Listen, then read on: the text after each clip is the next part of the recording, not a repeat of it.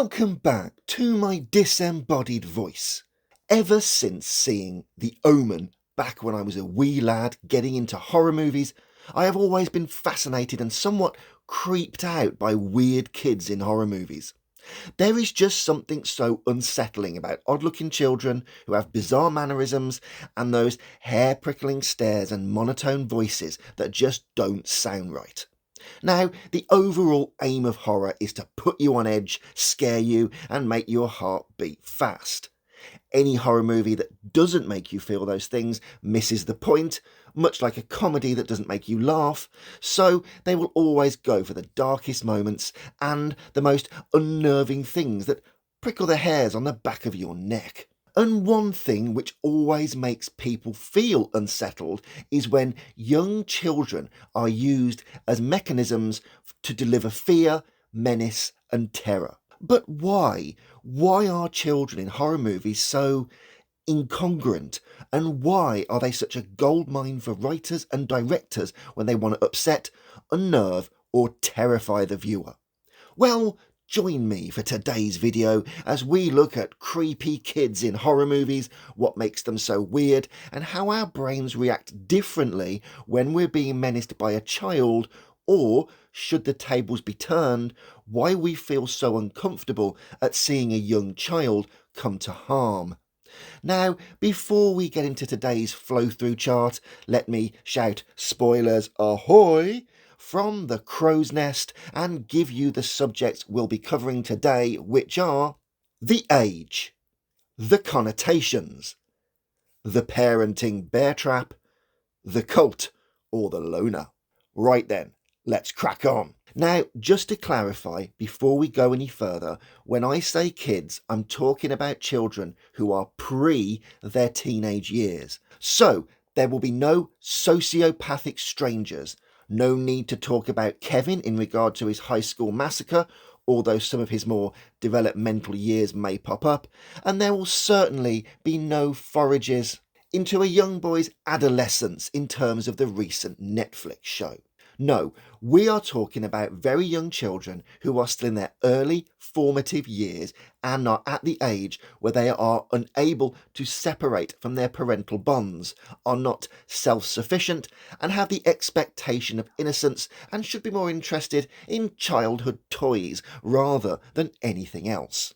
Now, when it comes to horror movies, there are general things which are used for de facto scares, as they are simple tricks for a visual and aural medium. Sound, darkness, visually unpleasant images of gore, jump scares, thunderstorms, hidden creatures which lurk in the shadows and we only see in glimpses. It's all very horror 101 when it comes to trying to create an atmosphere of unease and terror. But there are other things which are used because they raise the stakes. They put the viewer in a truly uncomfortable position and genuinely make you feel incongruently uncomfortable. And children are a good example because violence against children, a child death, and seeing an infant suffering are all very strong issues that affect our empathy. In other words, it's fine seeing horny teenagers getting chopped up by Jason or a police officer being slashed by a monster, but when we have a baby or a child, then we are mixing fear and entertainment with empathy and it creates dissonance. Hurting a child in a horror movie isn't just violence, it's a test of our humanity. It's a moral and emotive collision, which makes it one of the most powerful and disturbing conflicts a filmmaker can use. Now, many years ago, I wrote a book called The Rot Croach. Now, the inspiration for this when I was walking home in a storm following a late shift in the hospital I worked in. My face was hidden by a giant hood, and I was following a woman who I'd just got off the bus with as she was walking up the street ahead of me.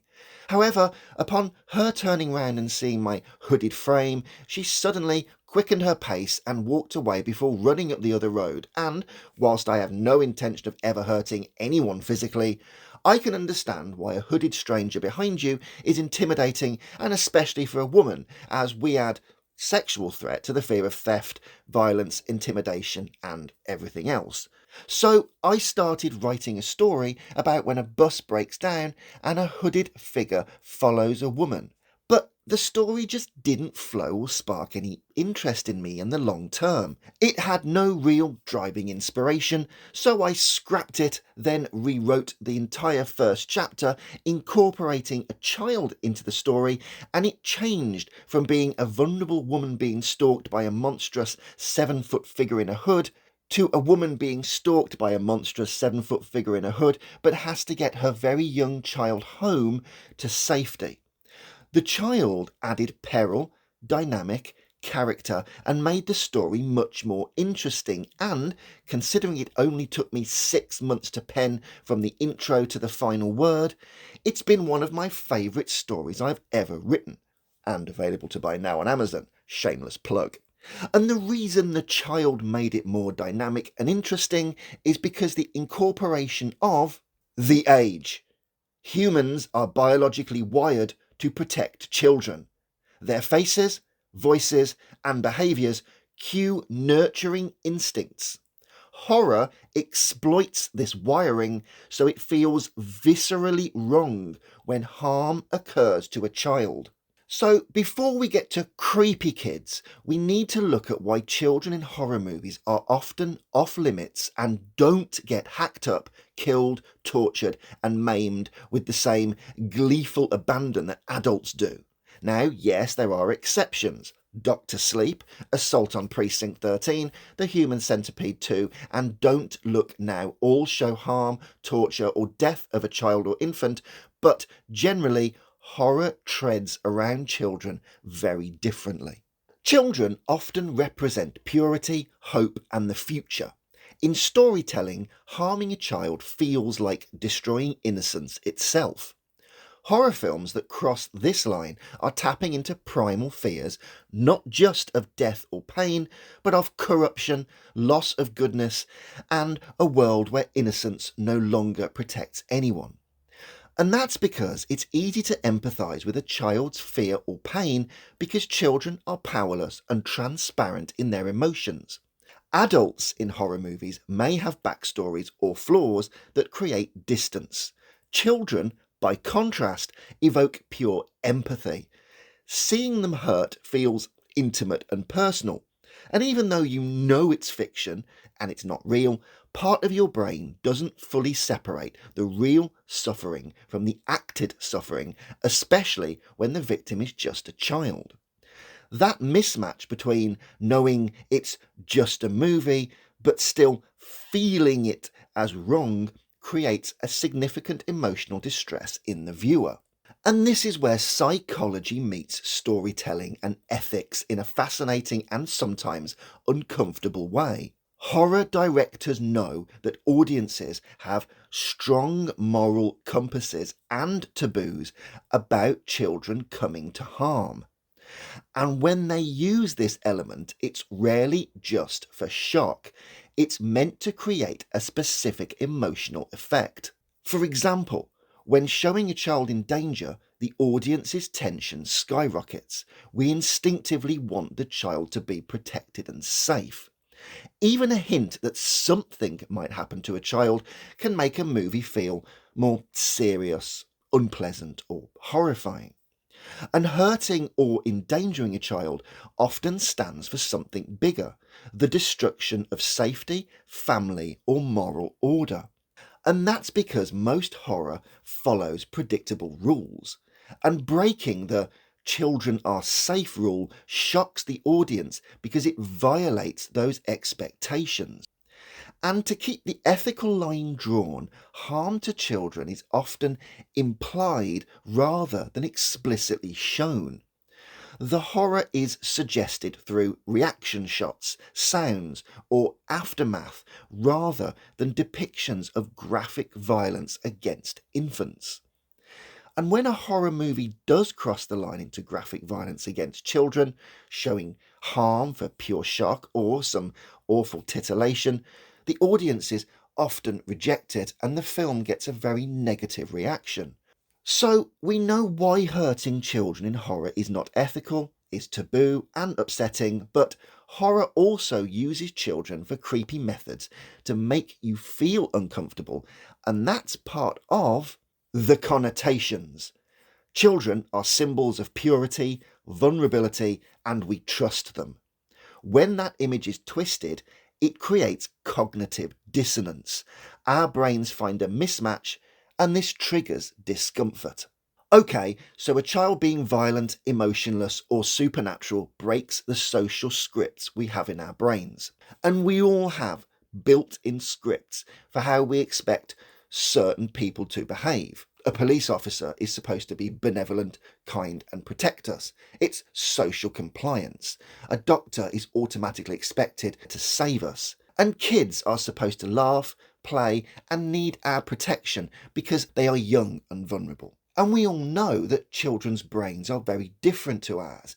In the early years, they're born smooth, they're smaller, they don't form, the connections haven't fully amounted yet. So you have someone that doesn't understand things that we understand. They don't have the age or the wisdom that we have. They have naivety and innocence. Now, when a horror movie child defies those scripts by staring blankly, speaking in an adult tone, or committing an act of cruelty, it violates our expectations and erodes that sense of safety that we should have around children. And often the first effects of this are very visual and shown in non-verbal behaviour. In other words, even if the child looks normal and is dressed in a cute puffer jacket like in the aptly named movie The Children, they start acting slightly off by showing no emotion, maintaining unnatural eye contact, and moving in jerky, puppet-like ways. Now, they can progress to speaking too slowly or formally, but generally the prodromal signs of creepy kids comes after they initially act all right and then suddenly change their entire comportment. Part of that is symbolic corruption, as a corrupted child symbolises a world gone wrong, innocence defiled, and nature inverted. In movies like The Omen, Village of the Damned, or The Ring, the child isn't just a character, they are a metaphor for something larger that's broken.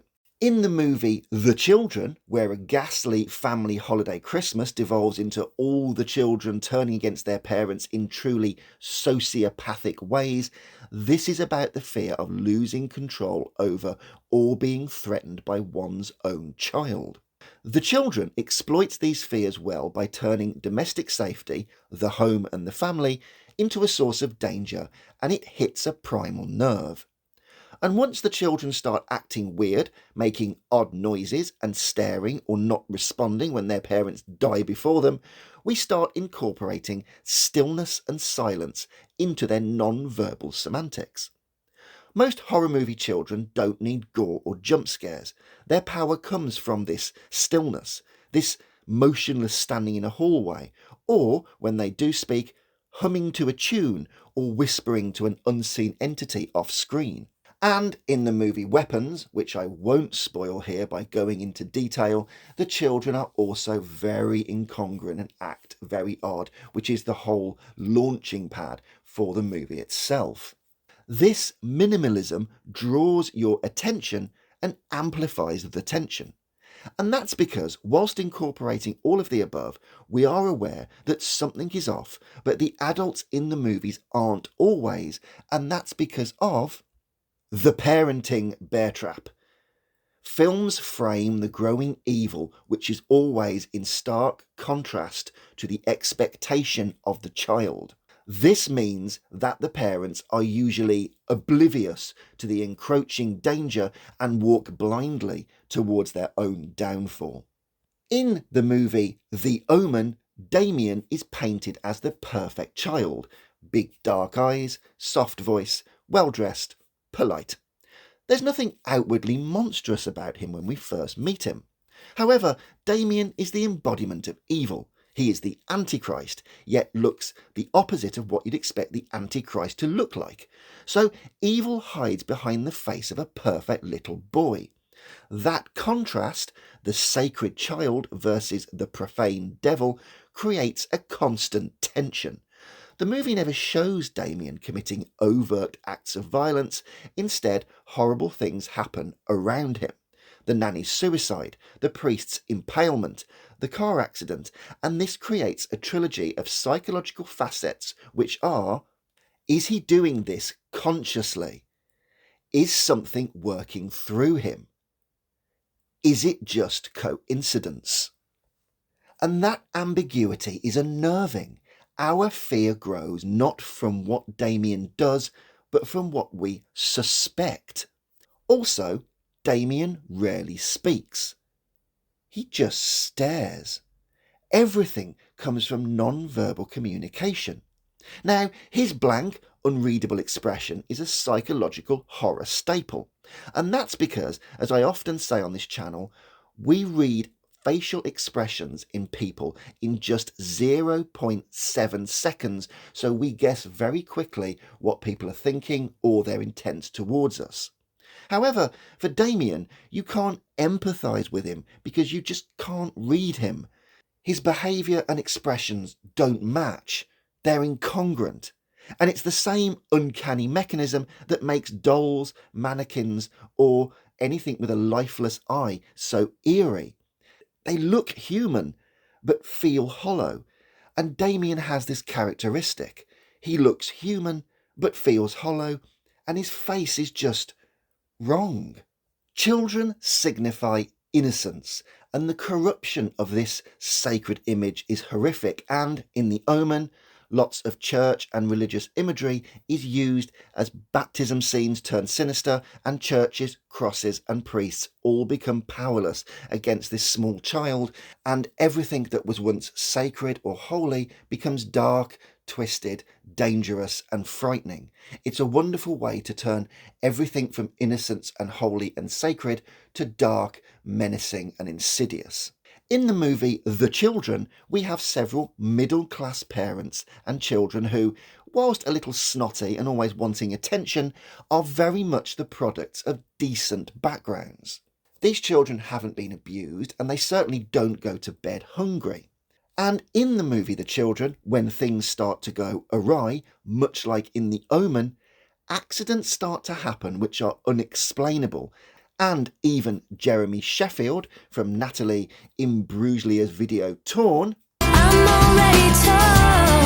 doesn't really see the danger which is staring him quite blankly and literally in the face. Jeremy Sheffield walks into the parenting bear trap because parents do not suspect their beautiful children of being dangerous. And that's because of the power dynamic between parents and children. In The Omen, Damien is terrifying because he's untouchable. Satan isn't going to let anything happen to his son, and so lots of events happen around Damien to protect him, as well as the hounds of hell, and basically, even if you try, you're probably going to end up with something shoved through your neck or face.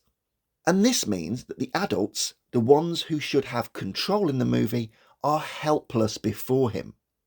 Now that's existential horror, when protection becomes threat and love becomes fear, and the same can be said for the children and also in Village of the Damned.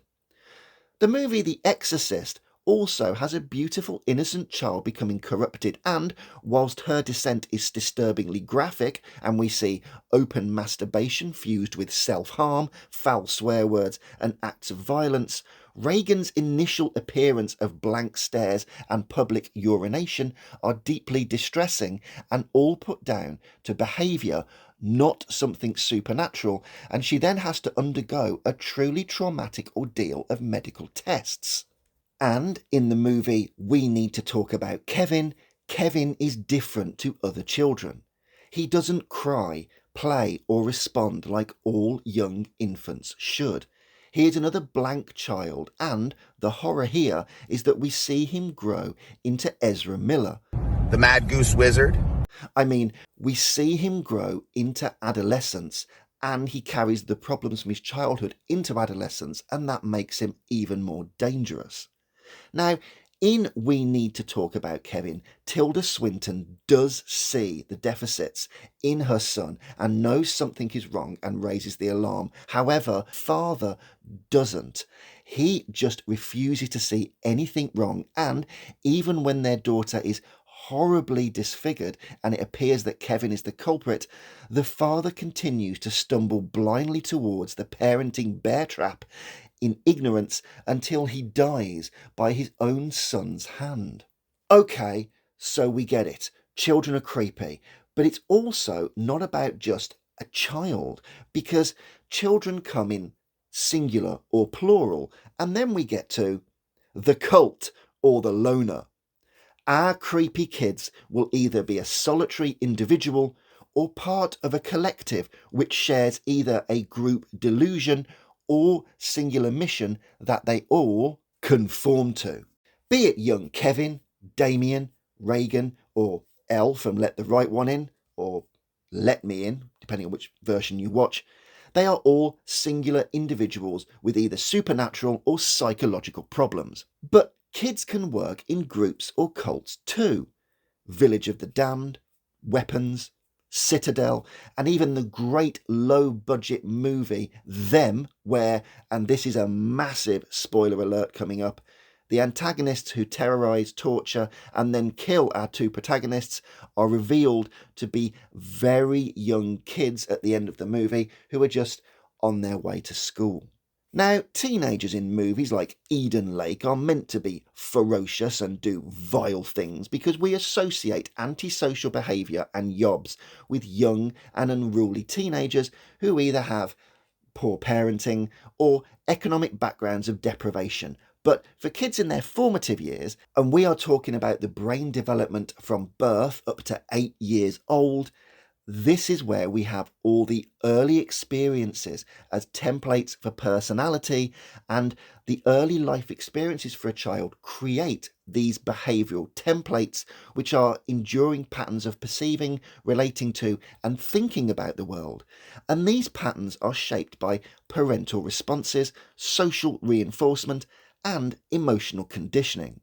And that's where the cult and the loner are so terrifying, because in The Omen, We Need to Talk About Kevin, Village of the Damned, and The Children, we are in decent family homes where the template is expected to produce good kids, nice kids, and well-rounded kids, and this is because we associate middle class with decency and opportunity. In other words, they self-perpetuate, which means that people from decent environments and relationships have their early adaptations reinforced and solidified into something good and pro-social.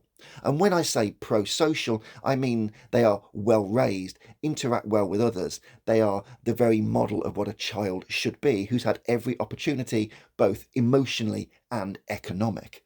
Kids are great in horror movies. They can react so incongruently and without overt menace and still upset us.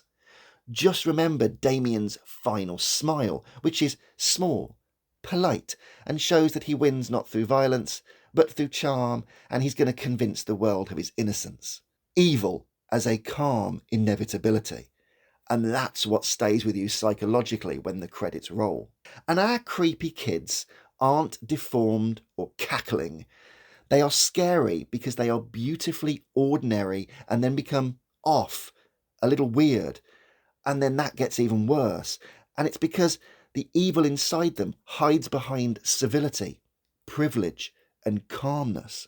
Children are also filmed from low shots, their level, and this helps show their intent and danger. It's unnatural, as children are usually shot from height to show their small size and vulnerability, but in horror movies, children are eye level or we are beneath them, begging for help while they just stare at us. They don't shout, run, or do what we would expect kids to do. They are just off, still, distant, calm. And in a movie like The Children, it's the adults who are descending into chaos of affairs and drama and getting drunk, whilst the children are oddly detached, calm and unchildlike, observing from a distance, whispering, conspiring, staring. And be it a group of them or just one, kids are the perfect choice for horror because they affect our natural empathy and innate responses, which can then be twisted and distorted so we fear them and feel uncomfortable and unsettled. It's a fabulous trick of horror working with inbuilt psychology. Anyway, that's it for this week's video. So remember that psychology is cool. So cool. Please like, share and subscribe, as more subs means more vids, and even leave a comment or start a discussion, as healthy debate is always welcome on here. And as ever, until next time, I'll catch you later.